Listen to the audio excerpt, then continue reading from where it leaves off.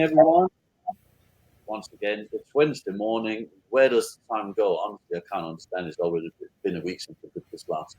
Um, Thanks for joining us. I am absolutely delighted to tell you all that I'm joined by Sheena Wyatt from KAPOW today. We're going to talk about something a little bit different today, but very relevant, I think, and very important to talk about. So, good morning, Sheena. Thank you very much for joining me today. Hi, Brian. It's lovely to see you. How are you doing? Please introduce yourself to the world. Tell them all who you are and your superpowers. Hello, world. Good morning, world. Yes, indeed. My name is Sheena Wyatt. I run KAPOW, which is a business coaching program. And my superpower is that I help small business owners do business better. Effectively, I help them put their own underpants on over their trousers through dynamic business coaching that works if they let it. Fantastic. Morning, Amanda. Thank you for joining us. We're going to talk about something that's a little bit somber today. I know that you have previously been quite open about cancer, which is what we're going to be discussing, and I think it's quite important because we are self-employed business owners, smaller business owners. We very much rely on ourselves to do very much the heavy lifting in our businesses, and being thrown a curveball like cancer is quite significant. So I'm quite interested in sort of hearing about your journey through that, sort of because there must have been mornings, days, weeks, months where it's been an absolute struggle to get out of bed, let alone try to run a business. Yep. Yeah, it absolutely has.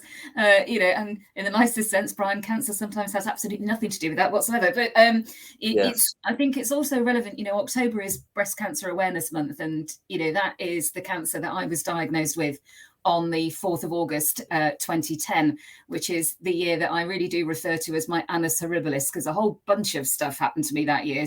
A lot of it not very good, parts of it very nice, but yeah, the showstopper was that particular day, the 4th of August. I'd found a lump. I'd found a lump at a friend's wedding, and had been getting ready to go to the wedding and thought, something doesn't feel quite right. And in the way that you do, kind of put my head in the sand for another week or so, and then thought I probably ought to go and check that out. And the interesting thing about it at the time, I know you and I have been friends for a long time, but my husband is a pilot in the Royal Air Force, and at the time we were at Linton-on-Ouse, which is just outside of York.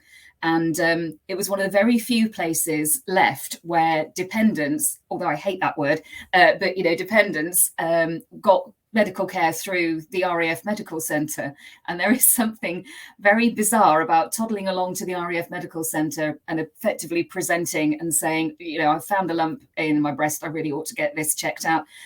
And having that done by somebody that you've stood next to in the bar a couple of nights before, having a gin and tonic and a chat, was a bit weird. I can imagine that must have been a daunting experience. Yeah, it was. And it got very real when I went to the hospital and, had all the checks and was, as you do, was just thinking, it'll all be fine. I'd gone by myself, Ollie was at work, and it's when they came and called me back in. And I remember looking at the mammogram nurse and just catching her eye, and she was trying to avoid mine. And I just said, I'm guessing being called back in to do this again is not great. And she said, we're not going to do another mammogram. You need to come and have a chat with one of the nurses. And that's when I knew that things were not great. And indeed they weren't. And, I got given the good news. Things then happened very, very fast. The tumor that they found in my right breast was so aggressive that it was growing as they were taking the mammogram. So it was, it was scary. And, there was an immediate biopsy, which was challenging. Sorry, there's some pigeons just hit the window. That was, challenging to do that without any anesthetic, because they needed to check it and get going really quickly. But the thing about my cancer story, if you like, is there are always moments in it that I look back on and think either bit bewildered or it's funny. And and at this point, I'm reeling genuinely with the shock of thinking, okay, I've just been told I've got cancer. No idea really what I'm supposed to do other than think, ow, in a lot of ows as they're digging bits out of me and all that kind of thing. And funnily enough, at that point, I thought I might need to go to the loo. And, so I just said, I just need to pop to the loo. And one of the nurses said, that's fine, I'll come with you. And I kind of looked at her and I said, I'm all right. I've been doing this by myself for quite a long time. And she said, no, I'll show you where it is. I'm like, all right. So we go down the corridor. We get to the ladies. She comes in after me. And I looked at her again and I said, I really don't need you to come in and hold my hand. And she said, oh, you do? And I said, no, I'm fine. I'm just going to go for a wee. She said, I'm going to stand here and wait for you. And I remember turning and looking at her and I said, really, honestly, I can do this by myself. And she just said, sometimes at this point, we have people who just run away. So I will just step out. It's like, okay, I challenge you to have a wee when you need one, when there's somebody right outside the toilet door, making sure that you are actually going to come back out. And that is just something I remember about this really bizarre day. And, shortly after, a very dear friend had driven Ollie up, my husband, to come and be with me. And that's when the cancer journey started. It's a frightening thought that some people get so scared at that point that they actually rather run away from the hospital. Yeah. How that's incredible, isn't it? So that's actually a thing, but you can sort of understand why. Mm. So that's obviously a terrible thing, a frightening thing. Thankfully and luckily you're still with us, so obviously it went well. So you mentioned that. So at this point you're an army wife. You're married to Ollie, who's a pilot. At what stage in this whole thing did you decide I'm going to start a business? Yes, good question. I had the year before come out of a very messy business divorce, and I'd started all over again. And in August 2010, I just, kind of got to that point of, rebuilding a business, thinking, I can see there's light at the end of the tunnel. I'm not constantly, digging the trench. I'm sort of almost on the way out. Yeah. And it is true to say that diagnosis was a right smack in the face, because I just sort of thought, oh, for the love of God, I've just got through that sort of first 12 months of running a business, which, anybody who's done that knows that first 12 months hard. It doesn't matter if you've done it 3 times before or this is the first time you've ever done it. You are building the foundations of a business, and it requires a lot of effort, and it requires a lot of time, and it requires a lot of energy. And, to look at in August, and I was just at that point of having a really small team of subcontractors. My business was slightly different at that time. I was working in the learning and development industry, which is where my background is, providing training, training in soft skills like public speaking and presentation skills, but also in some of the productivity skills using office products and things like that. And, had clients mostly around York, which is where we, at RAF Linton-on-Ouse, as I say, is just outside York. So most of my clients were local, but they were also pretty big. We're talking big clients like Nestle and big clients like Siemens and that kind of stuff. The point being, not terribly sympathetic to the small business owner who's having a tough time, Oh. And, so I thought,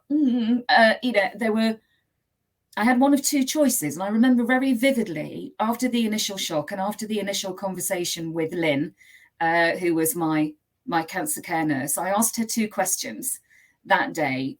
One was, am I going to die? And the other one was, am I going to lose my hair? And she said yes to one and no to the other. And I think we can work out. But I needed that kind of, let's just cut the crap. These are the first thing that I'm worried about is this a battle I can fight? And the second thing is, what's the casualty count going to be like? And, when she said, not if we can help it with regards to am I going to die? And yeah, I'm afraid so with your hair. I thought, okay, I can deal with that. Let's take the first step. What do we do next? And never at any stage at that point did I think I need to stop. Although I'll be brutally honest, for the first week after diagnosis, did I think about how I was going to carry on running my business through the next year, particularly? Not really, because you are not in control of the cancer bus once you get on it. Somebody else is driving it, and it's their speed and it's their turns, and they are deciding where it's going to go. And when you have a very aggressive diagnosis like I did, everything is happening very, very fast. And, so it's, you don't get to choose, you don't get to sort of sit there and go, oh, do you know what? I think I'll have that lumpectomy next week. It's like, no, you're doing that then, and then you're doing this, and then you're doing this. So thinking about how I was going to run a business at the same time was way, way down on my priority list to begin with. I think that makes a lot of sense. And just before we dig into that a little bit more, I just want to say to everyone who's watching us here, and obviously what we're talking about here is big stuff. So if you have any questions, if there's something that affects you and you have any questions about how to perhaps deal with access support and deal with this kind of thing, please ask the questions, put them in the chat. We'll do our very best. Sheena will do her best to try and answer them. If she can't, she'll come back to you after the stream has ended, if it's not something we can answer straight away. So I just want to sort of touch on that a little bit, because I think that's very important, because we know as business owners, one of the wonderful things about being a business owner is the freedom that it brings in us being able to control our own lives. But I suppose when you're hit with an illness like cancer, that's also one of the downsides, isn't it? Because there's really no financial support and that kind of stuff, is there? No, the buck stops here. Yeah. That's it. And, I was lucky because my business was already one that I was running from home. And I've been doing that for a long time, and was also very grateful for that, when we went into lockdown 1. So the point of that for me at that stage was thinking, okay, now this cancer diagnosis is real. Now I know what the ballpark looks like. This is a fight I can win. There are going to be some casualties along the way, right? Okay, how do we do that? Was then thinking, okay, I asked a lot of questions. And again, just to touch on what you just said, if anybody is watching this that's either in the same position or knows somebody who does, ask lots and lots of questions. Don't be afraid. So I was asking a lot of questions like, what is this going to be like when I have to start chemotherapy? And all of those things come after lots of bits of you have been prodded and poked and taken away and tested.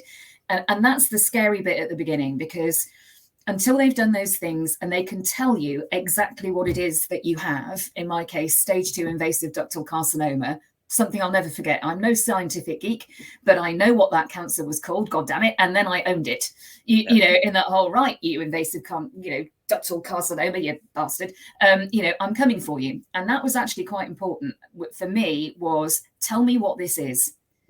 Tell me, but I don't just want to know that I've got cancer. I want to know exactly what this is so that I know what I'm up against. Yeah. Secondly, please, for the love of God, don't go and refer to Dr. Google. It will scare you rigid.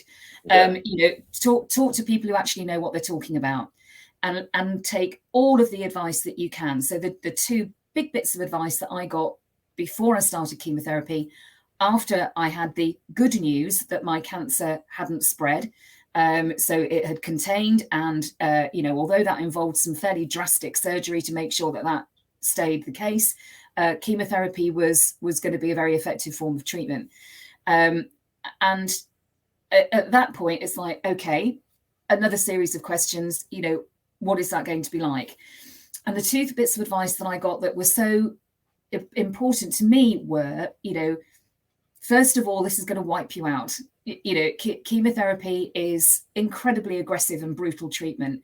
Do not expect to feel, super duper. No. It's a cycle.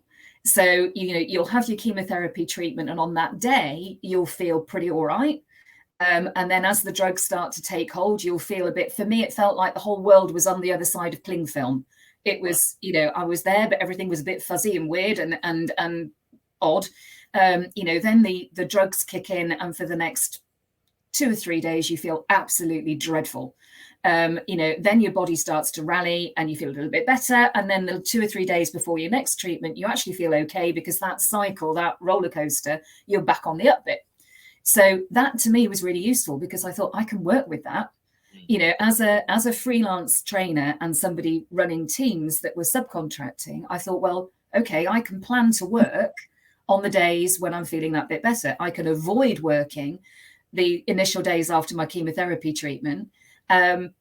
Let's see how that goes. And so that's exactly what I did. And so it was challenging. Yeah, I bet it was. It must have been. So because the question that immediately pops into my head is that, so what happens then? What what makes us successful as small business owners is the fact that we're driven. But what happens in that case when you are in that stage of the treatment where you're feeling the worst? Because that's inevitably the day you're going to get the phone call from Nestle saying, "Can you do this for me?" How did you deal with that? I had to get very brave about saying no. Right. And having the dialogue about saying no and very quickly turning a no into a yes, if you see what I mean. So you're quite right. That phone call would come through. Can you do this training on this day?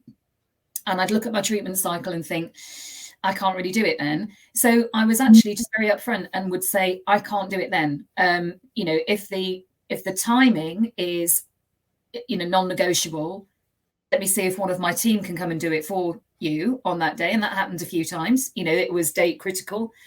So I went out to trusted, members of my team that I'd worked with for years, thinking, I know they're going to do a good job, and I know they're going to do a good job and represent my brand in the way that I would want them to, because they've worked with me for a long time.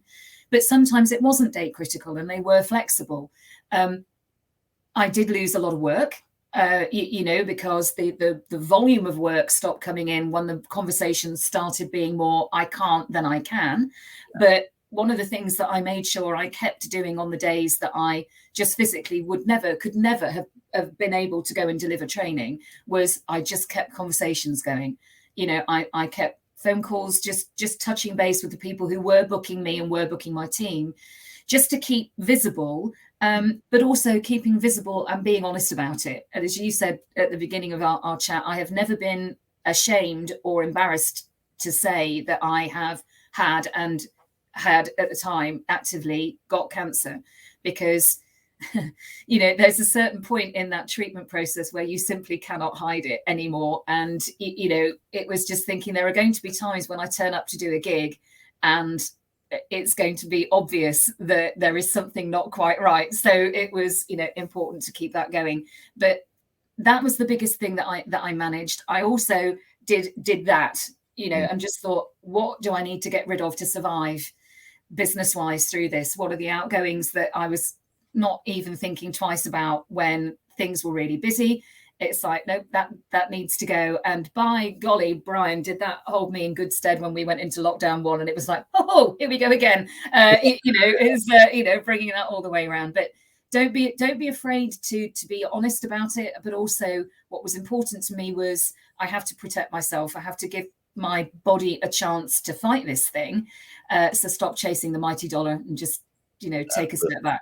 And I think that's a very important thing, a very important lesson, is that, we're very proud, we're very protective of the businesses that we build. But at the end of the day, nothing is more important than our health and our loved ones. So absolutely, I think. Okay. Moving on a little bit then, obviously you go through the treatments and all that kind of stuff. So I suppose as the illness starts to relent a little bit, there must have been a great sense of, I suppose, release, but also then did that release then evolve into you spending then more time digging into the business, or did your values sort of change in that regards as the illness started to let go a little bit? It's a very good question. There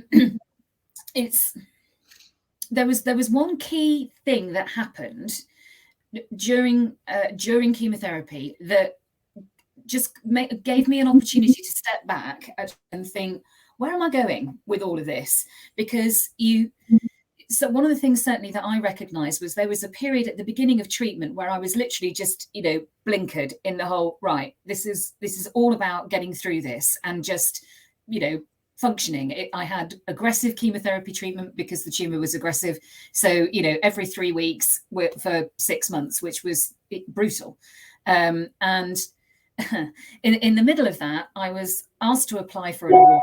It was the only time I had a proper diva moment about being a cancer patient in the whole, don't you know that I'm, going through cancer, and I had a bit of a moment, and the the poor person on the other end of the phone just very quietly said, it's just filling in a form. Would that be okay? And I felt such an idiot. I just went, oh right, yes, okay. So they emailed me the form over, and once I pushed my ego fairy out of the way, I just filled the form in, sent it off, and I got shortlisted, and I got asked if I would like to go to the awards dinner at the Dorchester on the 3rd of February 2011. Now, the reason I remember that date more specifically was that was the day before my penultimate chemo treatment.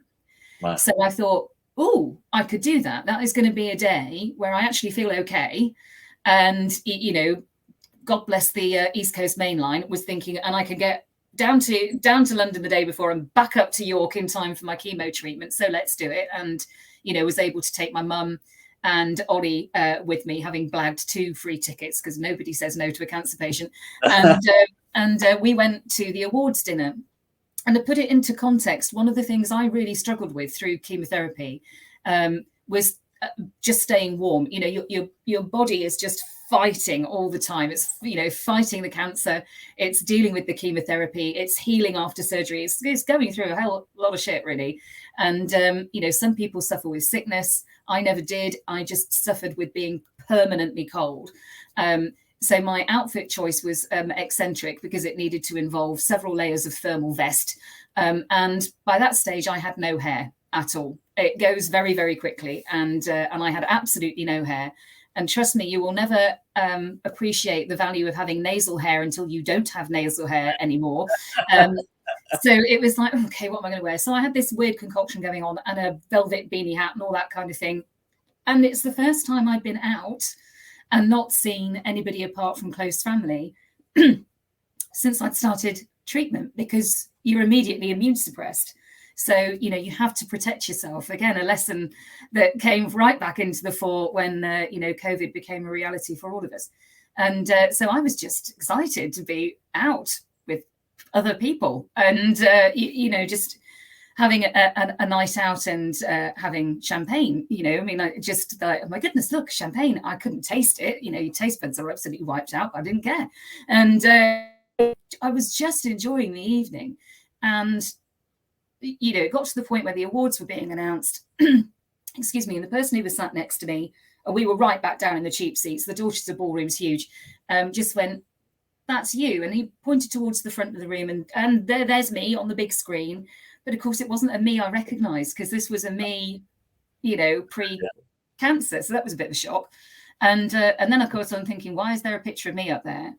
The short of a long was that I had indeed won Freelance Trainer of the Year, which meant I had to get up and walk the length of the Dorchester ballroom to go and get my award. And this is when I had that first moment, the first seed of, I can decide how cancer is going to define me going forward. And the moment was getting up to go and walk down the ballroom to go and get my award. My husband, bless him, RAF pilot, man of steel, defender of the nation, dissolves into blubbery mess. My mum, who is RAF fighter pilot's wife, main of sterner stuff, she's telling him to get a grip, and I'm walking down the ballroom, and I'm actually just concentrating on getting from one end to the other. My energy levels are on the floor. I've had 2 glasses of champagne, which is more than I've had to drink in about 4 months, and just sort of thinking, don't fall over, basically. And I passed a table of clients. It was the supermarket table. So these were people I were working with, Sainsbury's, excuse me, there was also WH Smith there was Tesco there. So these were learning development managers I knew because I was working with them. And there was just a comment as they went past, and somebody turned and said, who is Sheena Wyatt? And the comment came back and just said, if you want to know what true grit and determination looks like, she's walking right past you. Wonderful. And that was my moment. And that's when I decided how I was going to change direction. Yeah, well, that's wonderful. And what a wonderful way of celebrating coming to the end of the treatment. Yeah. That must have been an absolutely amazing feeling, after all that sort of turmoil, chaos, pain, suffering, and hardship we've gone through. So Sheena, that's wonderful. I think I'm just conscious of time. We're coming up to 25 minutes, so I just want to ask you though. Having gone through all of that, you've obviously successfully negotiated the treatment, and you're alive, healthy, well. You got a fantastic business. What's the main lesson that you've learned having gone through that? Don't let it define you. Use it. Yeah. People would say to me, "You're so brave." There's no brave if you've got cancer. It's, you either fight it or you let it win. Yeah. And, not everybody has the privilege of fighting and winning, but fight. And, fight in your own way. It's your life. Cancer is just part of it. One of the things that I enjoy so much is telling people I am. And, it's that cancer doesn't define who I am, but it is a major part of the person that I have become, because it showed me what I could achieve. It helped me learn not only my strengths, but also how to manage my weaknesses. And it taught me some really, really valuable business lessons that I still use now. The biggest one of those is don't chase the dollar. It's not the income that makes you overall a successful business owner. It's understanding the values in your business, your personal values, getting those in alignment so that you're running a business that people want to be part of. I quite often get challenged, oh, you don't charge enough. Oh, you need to do this. Oh, you need to do that. If you are happy in your business, then you are running it right. Yeah. And if you are happy in your business because it's doing what you want it to do for you, that's good enough. At the end of the day, the big lesson that I took out of my journey with cancer, which is one that never completely finishes, you just take different bits of the journey, is why I created KAPOW, why I'm doing what I'm doing now. And that was on the back of that comment from that table, your personal brand is what people say about you when you're not in the room. I was lucky enough to hear that. But the big thing that I wanted to take away and share with people today is you have the power to create that dialogue. You have the power to decide the words that you want people to use about you when you're not in the room. And if you're lucky enough, you, like me, might actually get to hear it for real. And that's an amazing feeling. And it just helps to underpin the fact that you're doing things right. So, the biggest lesson that I learned from that initial year, the first year of having cancer, was to not be afraid to be me and not be afraid to embrace all of that, the bits that were good, the bits that were not so good, the bits that were broken, and the bits that needed fixing. And I've never looked back since. No, and you are fabulous. You're amazing. You're wonderful. And I think I just wanted to finish up on the note saying that anyone out there who stumbles across this, who sees it, who's touched by it in any way, or know people who are, please don't be shy. If don't feel that you're on your own, sat alone with it. I know that I'm in my family's been touched by cancer, so please come and reach out to either me. I'm pretty sure that Sheena will be happy for anyone to reach out to her as well. Yeah. If you need coaching, obviously Sheena is your place to go. But if you are suffering with these problems, then we're both more than happy to have a conversation with anyone, because I think that's the important thing. I think it's, you mentioned COVID before. We're not alone. You're not alone. There's people out there who's going through what you're going through. So don't be afraid to put your head above the parapet and actually reach out to people. So, Sheena, I want to thank you so much for coming here today and sharing this with us, because it's a deeply personal thing. Yeah. So it's not just talking about profits and building your brands. This is personal stuff. So I really want to thank you for being so open about it, because I truly believe that is the best way of encouraging other people to come out and get the help that they probably need. So I want to thank you for that. You're welcome. So everyone who's come and joined us today, thank you for watching this. That concludes another week's In Conversation with. Join us again next time, where we're going to have some more fabulous people on, where we're going to touch on subjects that's relevant to people like us who own small businesses. So thank you all, and we shall see you all again very soon.